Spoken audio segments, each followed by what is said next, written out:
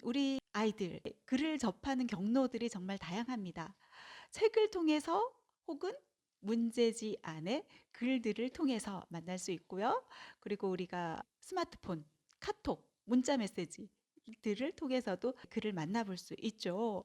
또 신문, 뉴스들을 통해서도 만나볼 수 있고 갖가지 카드 뉴스들을 통해서도 만나볼 수 있고요. 영상 안에 자막 등을 통해서까지 여러 가지 경로들을 통해서 우리들은 글을 접하게 됩니다. 글을 접하는 수단들은 정말 많아졌는데 그런데 아이들의 문해력이 낮아져서 문제다 이런 이야기들 많이 하죠. 문해력 하면은 그냥 단순히 글자를 읽어내려가는 것을 이야기하지 않습니다. 이해하고 해석할 수 있어야 되겠죠.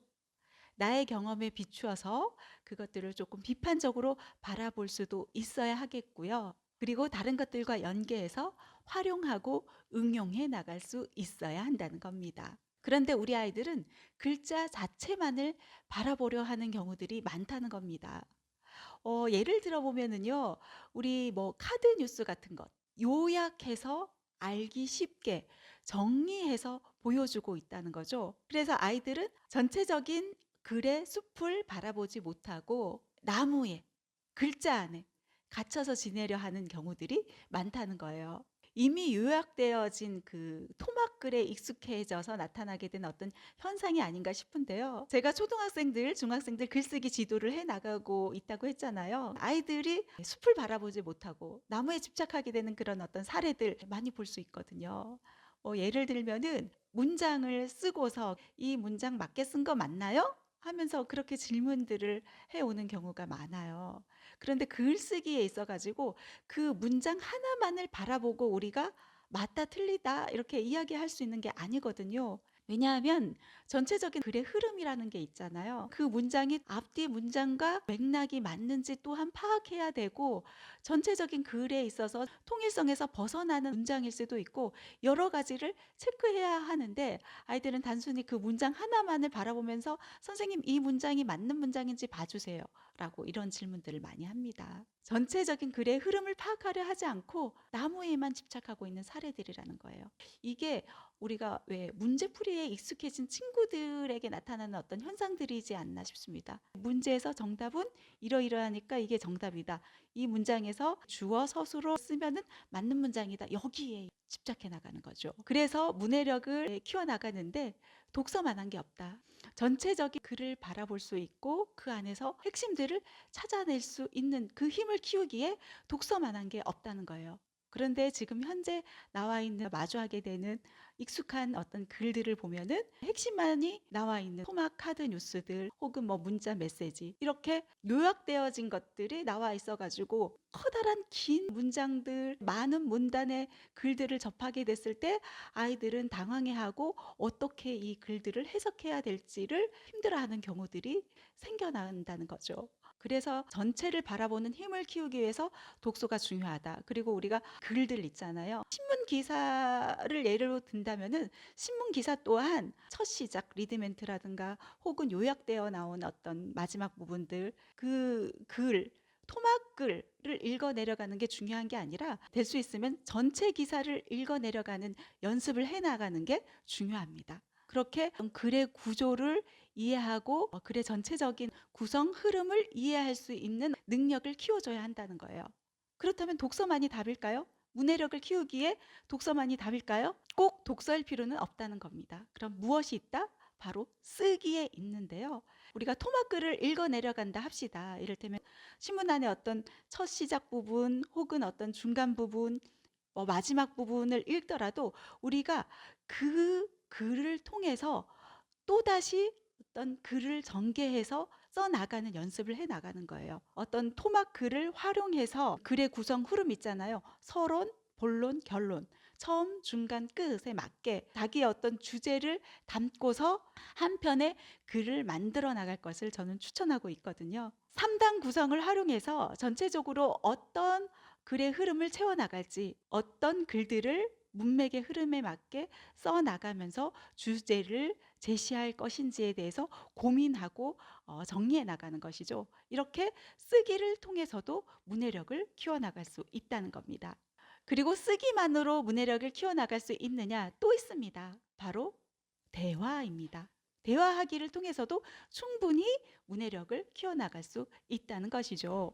우리가 어떤 텍스트를 만나잖아요. 그러면 그 텍스트 안에 세상, 그 안을 바라보는 데만 너무 빠져 지내는 게 아니라 그 바깥 세상까지 바라보는 힘, 그 바깥 세상을 이해해 나가는 그 능력 또한 중요하다는 거예요. 그래서 책을 읽잖아요. 그러면 읽고 나서 대화를 나누는 것을 저는 추천드리고 있거든요. 그 책을 읽음에 있어서 속도에 치중하는 게 아니라 속독보다는 정독으로 제대로 이해하고 생각하면서 읽어 내려갔을 때 그때 어떤 대화가 가능하다는 거예요. 부모님께서 함께 해주면 좋은 거 책을 읽어 내려가면서 아이와의 대화를 즐겨보시라는 그런 말씀 드리고 싶습니다. 그러려면 엄마도 같이 책을 읽어 내려가는 게 좋겠죠. 아니면은 뭐 시간이 없다 그러면은 그 책 내용에 대해서도 파악을 미리 해두고요. 그리고 아이와 대화를 즐겨 나가는 거예요. 아이는 그 책을 통해서 무엇을 바라봤는지 같이 대화를 나누는 겁니다.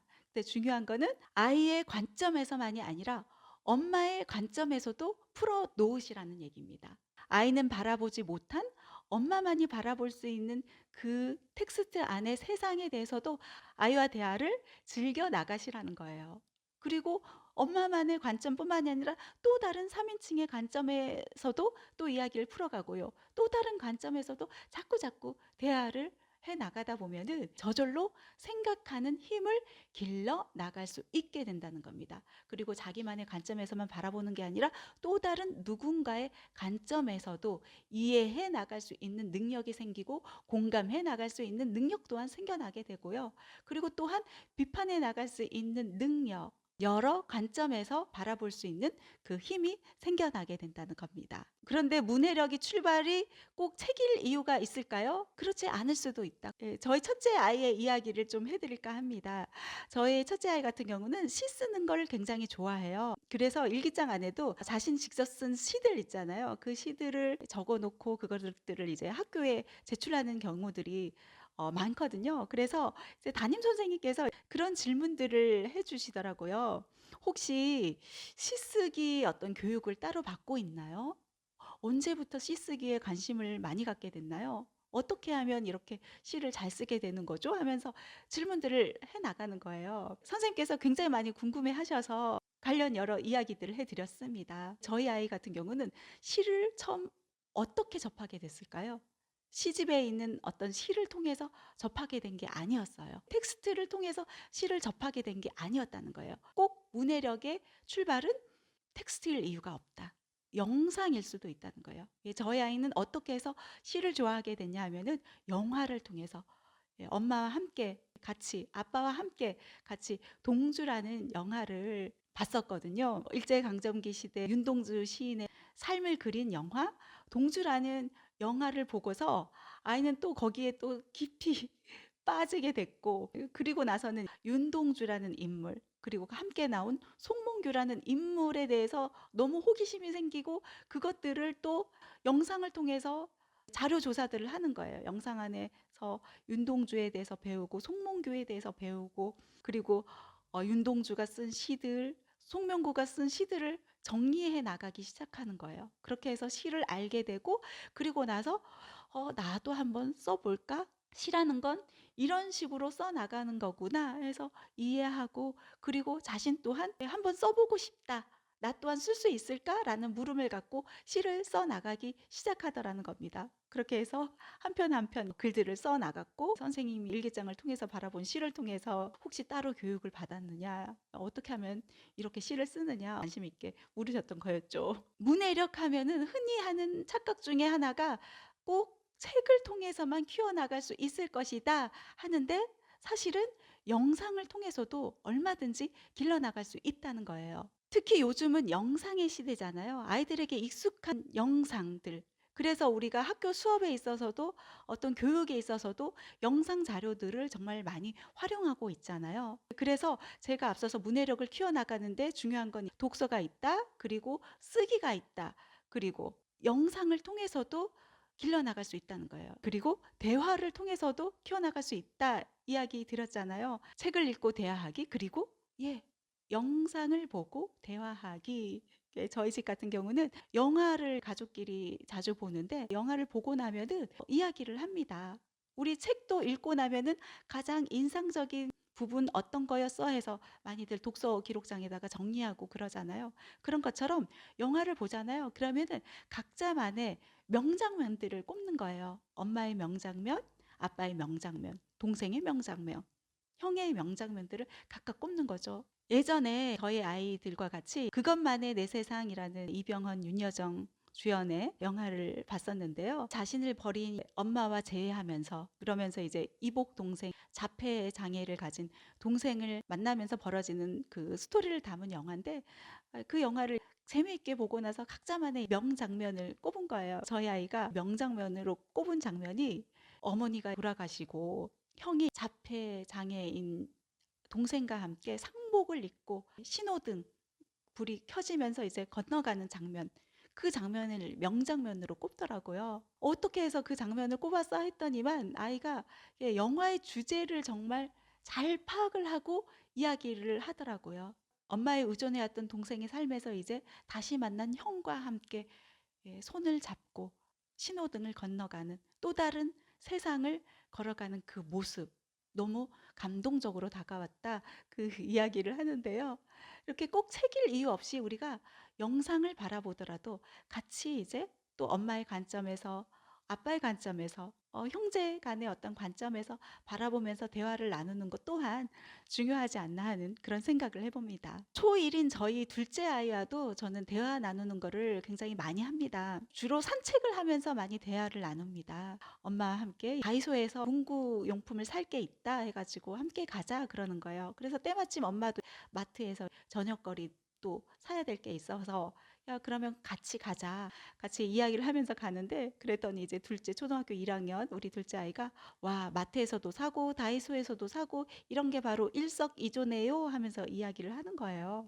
일석이조? 너 어디에서 배웠어? 질문을 던졌더니 아이가 영상, 유튜브를 통해서 배웠다는 거예요. 영상을 통해서 내가 배워나갈 것은 무엇인지를 고민하고 그것을 또 실생활 안에 활용을 하는 거예요, 아이가. 영상은 무조건 좋지 않다 그런 이야기들 많이 하잖아요. 예전부터 우리가 TV 세대, TV가 나왔을 때도 TV는 바보 상자다라고 이야기를 해왔잖아요. 그런데 저는 영상을 어떻게 바라보느냐에 따라서 그게 바보 상자가 될 수도 있고 그렇지 않을 수도 있다고 저는 생각하거든요. 책을 읽어 내려가면서도 그냥 무조건 글자만을 읽어 내려가면 그게 바보 책 읽기가 되는 것처럼 영상 또한 저는 마찬가지라고 생각하거든요. 생각하며 이해하며 읽는 게 중요한 것처럼 영상을 바라봤을 때 그것들을 고민하면서 어떤 식으로 활용해 나갈 수 있는지 그리고 내가 무엇을 배워 나갈 수 있는지를 바라보는 것 그게 저는 중요하다고 생각합니다. 앞서서도 얘기했잖아요. 저희 첫째 아이 영화를 보면서 많은 대화들을 해 나가고 있다고요. 사실은 영상 안에도 글이라는 게 담겨 있습니다. 단순히 자막 간의 글만이 아니라 어떤 배우들이 이야기하는 어떤 대화에서도 그렇고요. 여러 어떤 글들이 존재하거든요. 제가 20년 동안 방송 활동 오랫동안 해왔잖아요. 그러면은 저는 소개를 할 때 안녕하세요. 저는 말을 쓰는 작가, 20년 동안 말을 써온 작가 이렇게 소개를 합니다. 말을 쓰고 있다. 말 또한 글이라는 거죠. 말에 글을 쓰고 그거를 또 대화로 풀어내고 그리고 여러 풍경들도 정리를 해 나가는 거예요. 그러면은 그 영화 안에서 그 대사가 의미하는 바를 우리는 찾아낼 수 있게 되고요. 그리고 또 영화 안에서 거울이 굉장히 상징적인 의미로 작용하고 있구나. 이 거울이라는 것이 신호등이라는 것이 왜 영화 마지막 부분에 보여주고 있지라는 것을 바라보게 되고 단순히 대사뿐만 아니라 어떤 주인공의 행동들 그리고 영상 안에 비춰진 어떤 물건을 통해서 우리는 여러 부분들을 해석해 나갈 수 있다는 거예요. 단순히 그냥 바라보면서 재미있게 웃고 즐기고 흘려듣는 게 아니라 어떤 식으로 바라보느냐 영상을 바라보면서 고민할 수 있고 그리고 비판할 수 있고 생각할 수 있고 또 다른 나의 무언가를 생산해낼 수 있다면은 굳이 우리가 영상을 막을 이유가 없다는 거예요. 그래서 우리가 영상을 활용한 수업들도 학교 곳곳에서 진행을 하고 있는 것이라고 저는 생각하고 있고요. 수많은 영상들이 쏟아져 나오는 시대입니다. 기술혁명의 시대, 디지털 시대라고 하죠. 그렇게 우리들은 어쩌면은 이 문해력을 키우기에 있어 가지고 영상을 어떤 식으로 전략적으로 활용하느냐, 여기에 좀 집중해 나갈 필요가 있지 않나 하는 그런 생각을 저는 해 보거든요. 이 시대 우리 아이들에게 반드시 필요한 역량, 예, 그 기본은 바로 문해력에 있고요. 그리고 또 하나 영상의 시대에 있어서 중요한 것, 디지털 리터러시에 있다는 거예요. 디지털 세계를 모두 수용할 게 아니라 비판적으로 바라보고 또한 이해하고 공감해 나갈 수 있는 그런 능력들을 길러 나가야 한다는 겁니다. 그리고 그저 바라보는 것에 그치는 게 아니라 그것들을 활용해서 내 안에 무언가를 생산할 수 있는 그런 능력을 길러 나가야 한다는 것이죠. 아시겠죠? 문해력은 독서만으로 키워갈 수 있느냐? 아니다. 쓰기로도 키워나갈 수 있다. 그리고 대화를 통해서도 키워나갈 수 있다. 그리고 영상을 통해서도 키워나갈 수 있다.